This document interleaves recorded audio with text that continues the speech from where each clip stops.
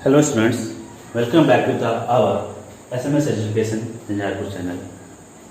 हम लोग क्लास 8 का वो लोग मैथ पढ़ रहे थे। इसमें हमने एक्सरसाइज 2C का क्वेश्चन नंबर 7 तक हम लोग पढ़ लिए हुए थे पिछले वीडियो में। अब हम लोग क्वेश्चन नंबर 8 देखते हैं किस प्रकार सॉल्व कर सकते हैं। ठीक है, तो क्वेश्चन नंबर 8 बोल रहा है कि 1/2 to the power 2 to the power -2 to the power -1। ठीक है, तो इसमें ब्रैकेट का काम करना है मुझे।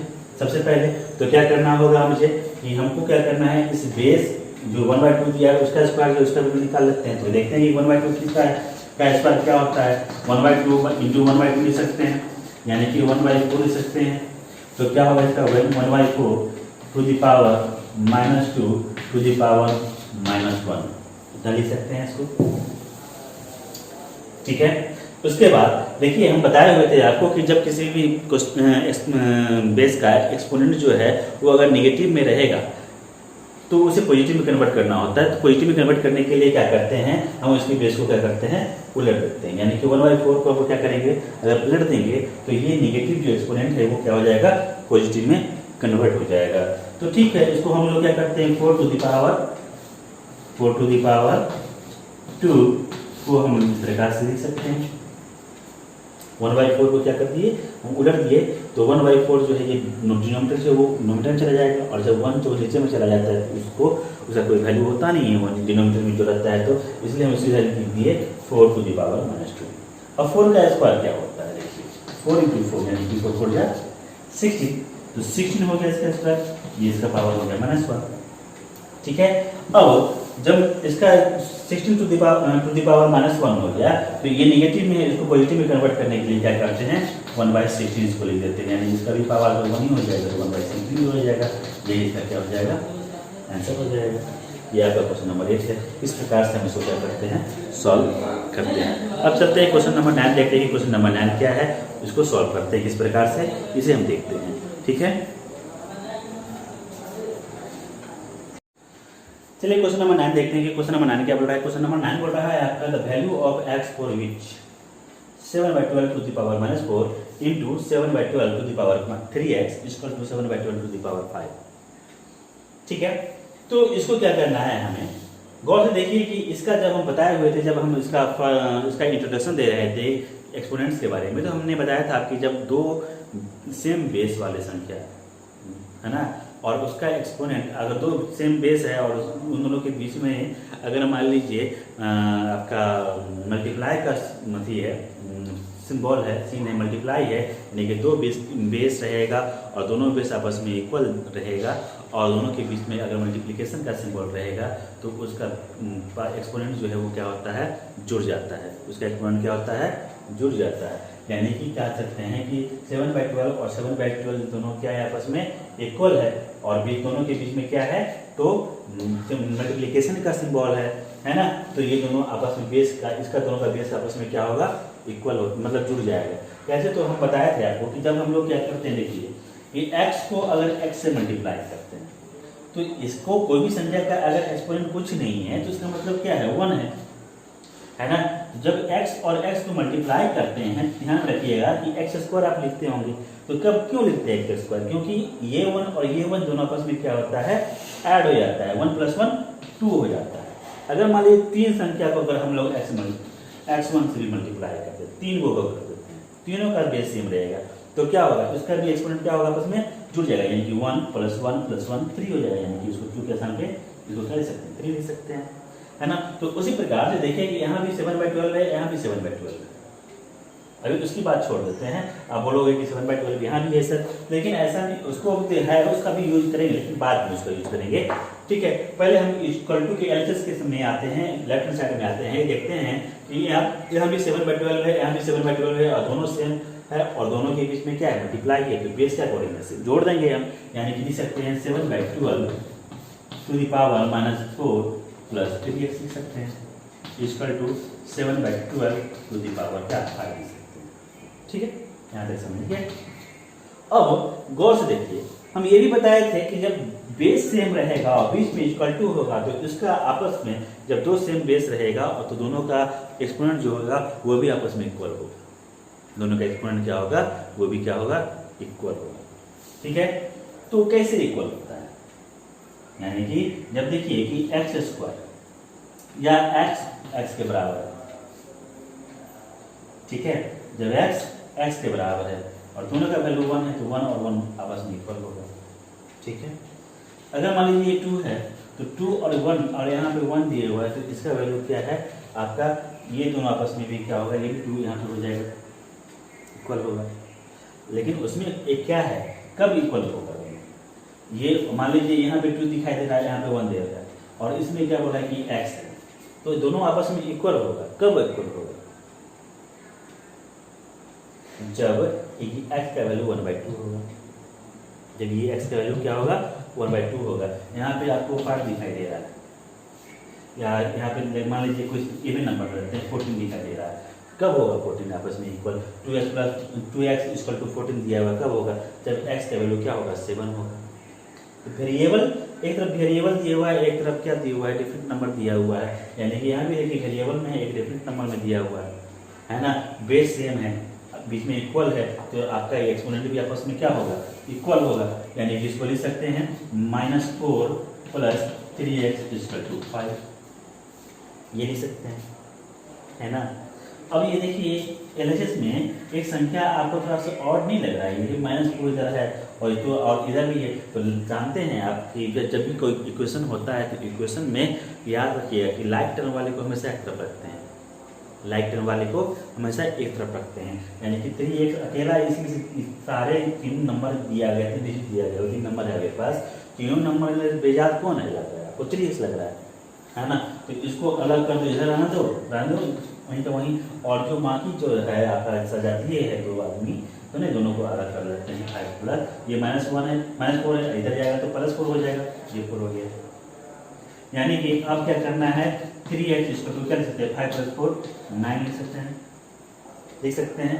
यानी कि जब 3x = 9 होगा तो 3 और x के बीच में कौन सा सिंबल है, कुछ नहीं है, तो मल्टीप्लाई है ना। यानी कि x = वो क्या होगा, जब इधर मल्टीप्लाई रहेगा इधर जाएगा तो क्या 9/3 हो जाएगा, डिवाइड में आ जाएगा। 3 को 3 से अगर 9 को डिवाइड करते हैं तो 3 या 9, यानी कि x = क्या हो जाएगा 3 हो गया, ठीक है। इस प्रकार से इस क्वेश्चन को हम लोग क्या करते हैं, सॉल्व करते हैं। ये x का वैल्यू अगर 3 हम इस क्वेश्चन में डाल दें, इस जगह पे डाल दें, तो इसके टोटल का वैल्यू क्या हो जाएगा, कितना हो जाएगा, बताइए सकते हैं आप। जब इस 3 का वैल्यू अगर इसमें डाल दें, x के स्थान पे डाल देंगे, तो टोटल का वैल्यू हो जाएगा 7/12 यानी कि आपका RHS, ठीक है। अगर वो आ गया तो तब तो ये आपका सॉल्यूशन सही है, आपका आंसर सही है। अगर नहीं आया तो समझ जाइए कि वो आपका जो आपने सॉल्व किया है या मैंने जो सॉल्व किया है, हम लोगों ने जो सॉल्व किया है, वो आंसर क्या है, गलत, रॉन्ग। तो फिर से आप उसको क्या कर सकते हैं, इससे वेरीफाई भी कर सकते हैं अपने आंसर को इस प्रोसेस से, इस एक्स के वैल्यू से इनपुट करके आप देख लीजिए, ठीक है। ठीक है, तो अभी हम लोग इस क्वेश्चन नंबर 9 पढ़े। अब देखते हैं क्वेश्चन नंबर 10 किस प्रकार से बना सकते हैं। क्वेश्चन नंबर 10 में क्या बोला जा रहा है, ठीक है।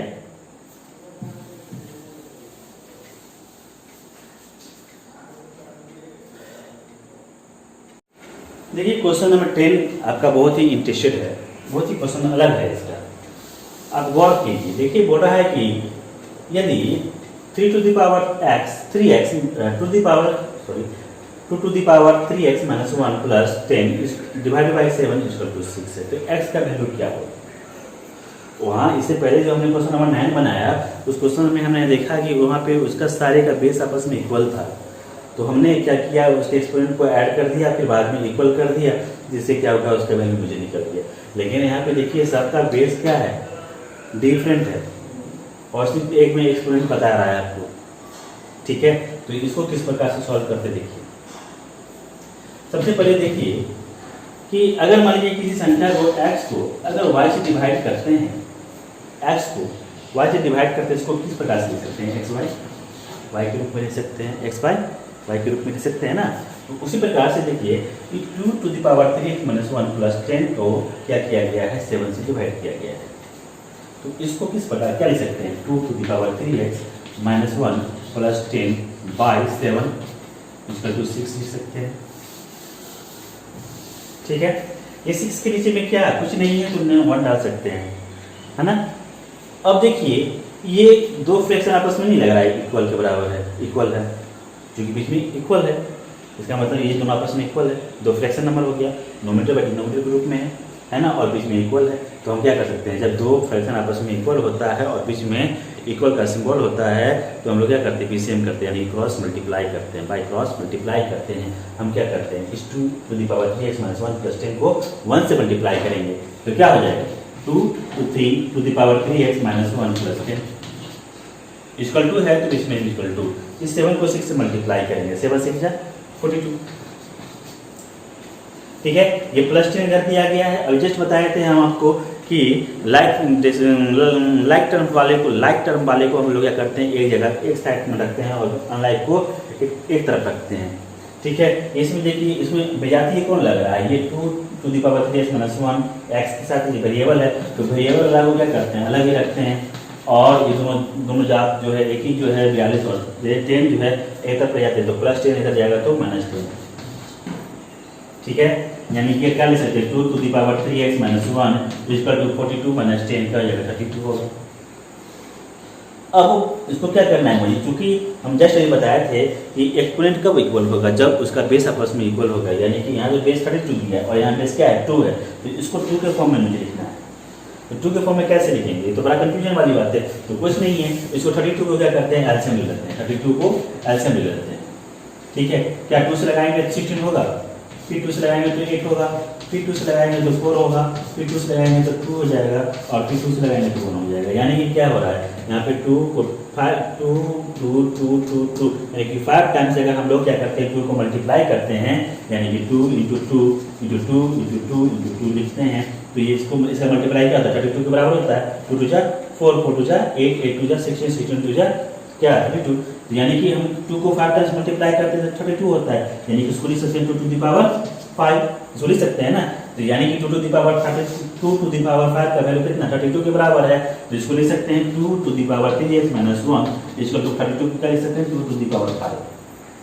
ठीक है, अब इस जो बेस आपस में इक्वल है, तो जस्ट इसके पहले क्वेश्चन में बताए थे, हम आपको क्वेश्चन नंबर 9 में बताए थे कि जब बेस इक्वल होगा, बीच में इक्वल का सिंबल होगा, तो एक्सपोनेंट के आपस में क्या होगा, इक्वल हो जाएगा। यानी कि हम लिख सकते हैं 3x - 1 = 5, 3x - 1 = 5।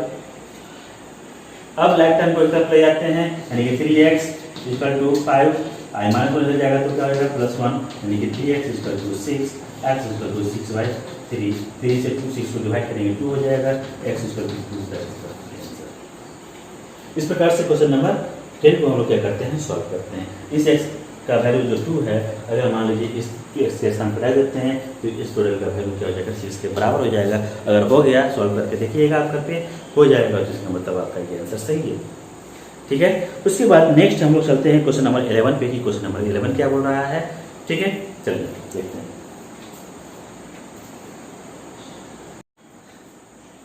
चलिए देखते हैं क्वेश्चन नंबर 11 क्या बोल रहा है, कि 2/3 to the power 0। Question number 11 जो है यहाँ पे सॉल्व करते हैं करके। क्वेश्चन नंबर 11 बोल रहा है कि 2/3 to the power 0।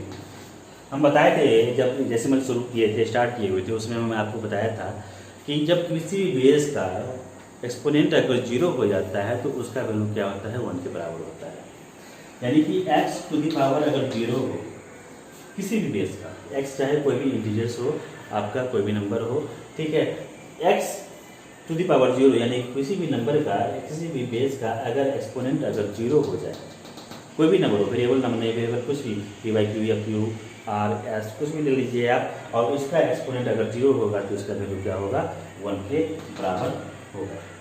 याद रखिएगा हमेशा। ठीक है, तो यहाँ भी वही है, 2/3 तो दिए हुआ है, आपको बेस से मतलब नहीं है, मुझे तो यहाँ पे एक्सपोनेंट से मतलब है। एक्सपोनेंट अगर 0 हो गया तो उसका वैल्यू हम सीधा लिख सकते हैं, जिसका वैल्यू क्या होगा, 1 के बराबर होगा। ठीक है, मुझे इस तरह के क्वेश्चन में बेस से कोई मतलब नहीं, बेस चाहे कुछ भी हो उसे कोई फर्क नहीं पड़ता है। ध्यान रखना है कि जब भी किसी बेस का एक्सपोनेंट अगर 0 हो जाएगा तो उसका वैल्यू क्या लिखेंगे, हम लोग 1 लिखेंगे। ठीक है, उसके बाद आप देखते हैं 12 नंबर क्वेश्चन में। 12 नंबर क्वेश्चन क्या बोल रहा है, क्वेश्चन नंबर 12 बोल रहा है, 11 को मिटा देते हैं। ठीक है, 12 बोल रहा है कि -5/3 to the power -1। यहाँ भी मुझे एक्सपोनेंट से मतलब है। यहाँ क्या एक्सपोनेंट से मतलब है कि एक्सपोनेंट अगर देखेंगे कि नेगेटिव है कि पॉजिटिव है ना, अगर नॉन जीरो नंबर है तो देखेंगे कि नेगेटिव है कि पॉजिटिव। नेगेटिव रहेगा तो उसे पॉजिटिव में कन्वर्ट करना पड़ेगा। पॉजिटिव है तो आपको उसको क्या कीजिए, मल्टीप्लाई करके उसका वैल्यू निकाल लीजिए, और नहीं उसका स्क्वायर है तो स्क्वायर निकाल लीजिए, क्यूब है तो क्यूब निकाल लीजिए, 4 दिया हुआ है तो 4 टाइम्स मल्टीप्लाई कर लीजिए बेस को। लेकिन अगर नेगेटिव में कोई नंबर दिया गया है, कोई एक्सपोनेंट दिया गया है तो इसको पॉजिटिव में कन्वर्ट करना होगा। तो पॉजिटिव में कन्वर्ट करने के लिए हम क्या करते हैं, आपको उसके बेस को क्या करते हैं, पलट देते हैं। यानी कि इसको लिख सकते हैं क्या कि 3y - 5 टू द पावर 1। ठीक है, ये -1 ऊपर चला जाएगा तो इनको लिख देते हैं -3y 5 टू द पावर 1। यानी इसका वैल्यू क्या हो गया, -3y5 है ना। 1 को 1 दिए हुआ एक्सपोनेंट का जो 1 का वैल्यू क्या होगा, आपका जो उसका बेस होगा वही हो जाएगा। तो इसका वैल्यू क्या हो गया आपका, -3y5 हो गया। इस प्रकार से क्वेश्चन नंबर 12 को हम लोग सॉल्व करेंगे। ठीक है, क्वेश्चन नंबर 13 पे चलते हैं। क्वेश्चन नंबर 13 क्या बोल रहा है, क्वेश्चन नंबर 13 बोल रहा है आपका कि -1/2 टू द पावर 3 दिया है, इसका वैल्यू क्या होगा। ठीक है, तो चलिए यहाँ 3 दिया है, एक्सपोनेंट 3 दिया है, तो 1/2 में -1/2 को 3 टाइम्स मल्टीप्लाई कर लेते हैं। तो -1/2 इंटू -1/2 इंटू -1/2 मल्टीप्लाई कर लेते हैं। -1 into -1 plus 1, -1 into -1 plus 1 plus 1 into -1 है ना, minus into minus plus, plus into minus minus, -1 को 1 से मल्टीप्लाई कीजिए तो 1 -1, और बाई नीचे में डिनोमिनेटर मल्टीप्लाई करेंगे, 2 2 जा 4 4 2 जा 8, यानी कि इसका वैल्यू हो गया -1/8। क्वेश्चन नंबर कितना, तो 13 कैंसिल हो गया, -1/8। ठीक है, तो इस प्रकार से क्वेश्चन नंबर 13 को सॉल्व करते हैं। अब चलते हैं क्वेश्चन नंबर 14। क्वेश्चन नंबर 14 बोला है कि -3/4 टू द पावर 2 दिया हुआ है, इसका वैल्यू क्या होगा। ठीक है, तो इसको नॉर्मल सी बात है, जो एक्सपोनेंट दिया है उसी के हिसाब से उसको मल्टीप्लाई करते हैं। -3/4 -3 इंटू -3 प्लस 9 हो जाएगा, माइनस माइनस प्लस, और 3 इंटू 3 9, और नीचे में क्या है 4 इंटू 4, यानी कि 4 4 जा 16, 9/16 का क्या हो जाएगा, आंसर हो जाएगा। ठीक है, तो क्वेश्चन नंबर 14 को इस प्रकार बनाते हैं। ये भी नॉर्मल था क्वेश्चन। चलिए क्वेश्चन नंबर 15 देखते हैं, 16 देखते हैं और 17 देखते हैं, जो कि आपका लास्ट 3 क्वेश्चन दिया गया है, उसको हम लोग सॉल्व कर लेते हैं। उसके बाद हम लोग इस चैप्टर को भी आज खत्म कर लेंगे। उसके बाद हम लोग इसका जो नेक्स्ट चैप्टर होगा वो हम लोग पढ़ेंगे। वैसे अभी पवन कुमार रमन सर जो हैं, आपका सेकेंड मैथ भी पॉलीगॉन जो है वो शुरू कर चुके हैं। आप वहाँ से भी इस सेकेंड मैथ का लाभ उठा सकते हैं, और यहाँ जो फर्स्ट मैथ हम बता ही रहे हैं आपको। ठीक है, तो इस प्रकार से हमारे चैनल के माध्यम से आप सारे सब्जेक्ट का, हर क्लास का, धीरे धीरे सारे क्लास का यहाँ से शुरू किया जा रहा है, जहाँ पे आप इसका लाभ उठा सकते हैं। तो अपने दोस्तों को बता दें, इस चैनल को सब्सक्राइब करें और लाइक करें इस बटन को। ठीक है, चलिए देखते हैं क्वेश्चन नंबर आपका नेक्स्ट जो है, यानी कि क्वेश्चन नंबर 15, 16, 17 जो है वो किस प्रकार से सॉल्व करते हैं, इसको देखते हैं।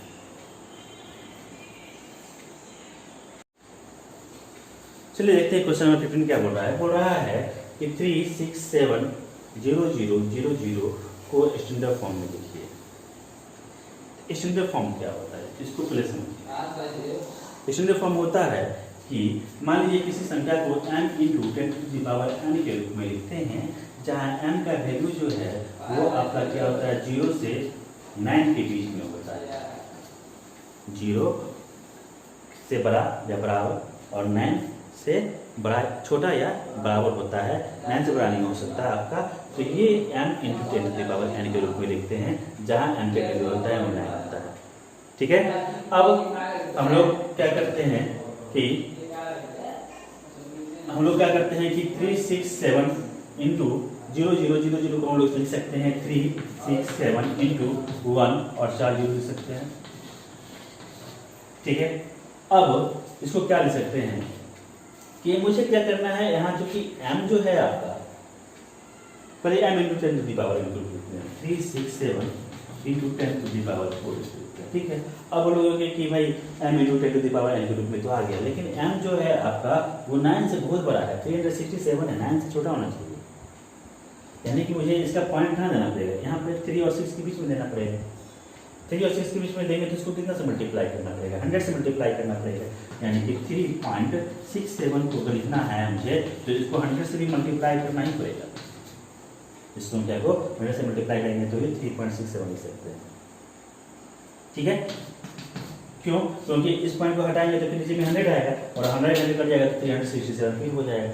इसलिए इस पॉइंट को जितना देंगे हम, जितना हम डेसिमल प्लेस लेंगे, ठीक है, उतना ही हम क्या करेंगे, 0 से इसको मल्टीप्लाई करना पड़ेगा मुझे। ठीक है, तो यानी कि आपका m क्या हो गया, 3 में आ गया ना, तो 3.67 इंटू यहाँ पे क्या है 10 टू द पावर 2 होगा इसका, 10 टू द पावर 2 इंटू 10 टू द पावर 4, हम समझाने के लिए लिख रहे हैं इतना। ठीक है, उसके बाद 3.67 इंटू क्या 10 बेस में जाएगा तो एक्सपोनेंट भी आपस में जुड़ जाता है, यानी 10 टू द पावर क्या 6 हो जाएगा इसका आंसर, यानी कि 3.67 इंटू 10 टू द पावर 6। यहाँ पे देखिए m जो है वो 3.67 है, 9 से बहुत छोटा है ना, तो 3 और 4 के बीच का ये वैल्यू नंबर है ये, है ना, 3.67, तो ये m हो गया इंटू 10 टू दी पावर क्या हो गया n हो गया। तो इस प्रकार से देखिए हम क्या करते हैं, किसी भी लार्जर नंबर को एक स्टैंडर्ड फॉर्म में हम लोग इसको लिख सकते हैं, यानी कि इसको छोटे से प्रारूप में उसको लिख सकते हैं, इसी को हम लोग बोलते हैं स्टैंडर्ड फॉर्म। इसी प्रकार से क्वेश्चन नंबर 16 दिया गया है कि हम लोग वो देखते हैं क्या बोल रहा है कि 16 में है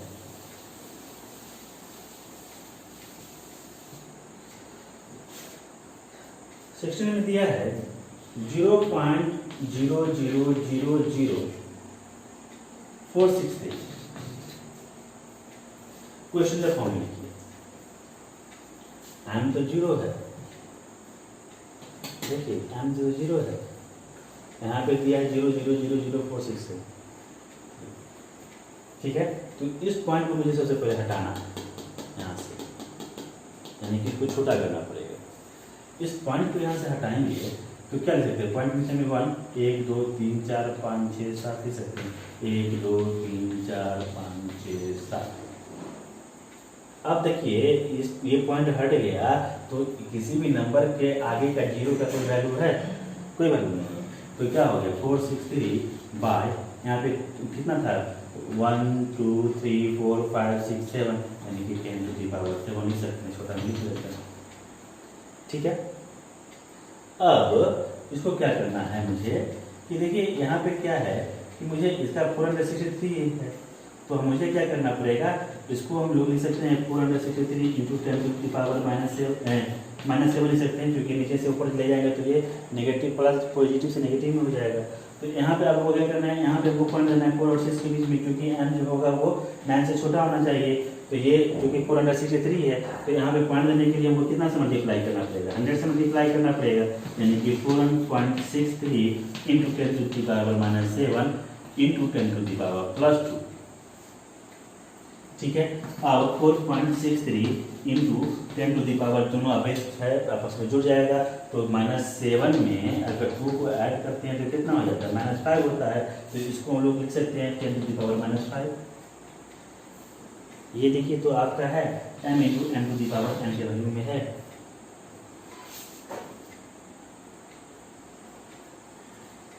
ना, m जो है आपका कितना है 4.63 है, यानी 9 से छोटा है और 10 टू दी पावर माइनस है। ये n निगेटिव हो सकता है और पॉजिटिव भी हो सकता है, निगेटिव हो सकता है और पॉजिटिव भी हो सकता है। चलिए एक और बात इसमें जुड़ी है। ठीक है, तो ये इसको हम लोग क्या बोलते हैं, स्टैंडर्ड फॉर्म में बोलते हैं। एक क्वेश्चन और दिया गया है आपका, क्वेश्चन नंबर ये 16 था, क्वेश्चन नंबर 16 था। अब क्वेश्चन नंबर 17 देखते हैं कि क्वेश्चन नंबर 17 को हम लोग किस प्रकार से सॉल्व करते हैं। क्वेश्चन नंबर 17 बोल रहा है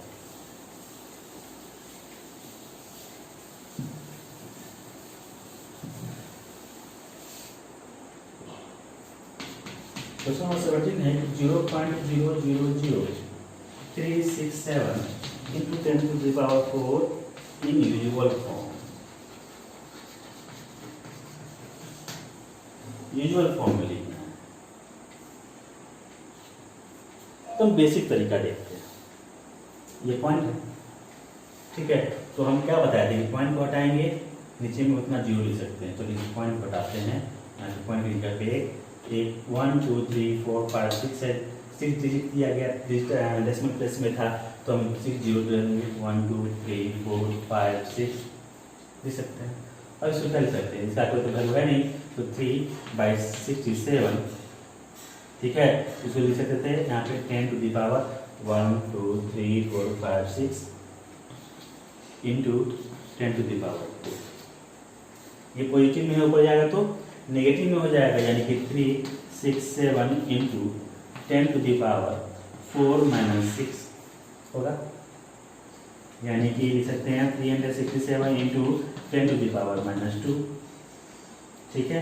यानी कि लिख सकते हैं कि 367 बाई 10 to the power 100, यानी कि 2 जीरो है तो 2 डिजिट के बाद हम क्या करेंगे, पॉइंट देंगे 3.67, इसका क्या हो गया, आंसर हो गया, ठीक है। अगर मान लीजिए इसको इस प्रोसेस को नहीं बनाना चाहते तो इसको इस तरह से लिख सकते हैं कि 367 4 जीरो है ना, तो क्या कर सकते हैं इंटू 1 1 2 3 4 बाय 6 जीरो है तो 1 2 3 4 5 6, ठीक है, 1 2 3 4 5 और ये 6, तो यहाँ पे क्या करते हैं 4 जीरो कर गया, सॉरी 4 जीरो कर गया, ठीक है। तो बचा क्या 367 बाई 100, यानी कि 2 जीरो है तो 2 डिजिट के बाद 3.67, इस प्रकार से बना सकते हैं और इस प्रकार से भी बना सकते हैं, ठीक है। ये यहाँ से देखिए 2 तरीके से आप इसको सॉल्व कर सकते हैं। अगर मान लीजिए तो नॉर्मल बेसिक तरीका से बनाना चाहते हैं तो इस प्रकार से बनाइए, अगर एक्सपोनेंट का प्रोसेस आप बनाना चाहते हैं तो इस प्रकार से भी आप बना सकते हैं। इसमें कुछ नहीं है, ये 4.6 हो गया क्योंकि ये नीचे से एक्सपोनेंट जो है ऊपर में गया और बेस दोनों का सेम था, इसलिए 4 - 6 हम लिखेंगे डायरेक्ट, और 4 - 6 होता है -2, ठीक है।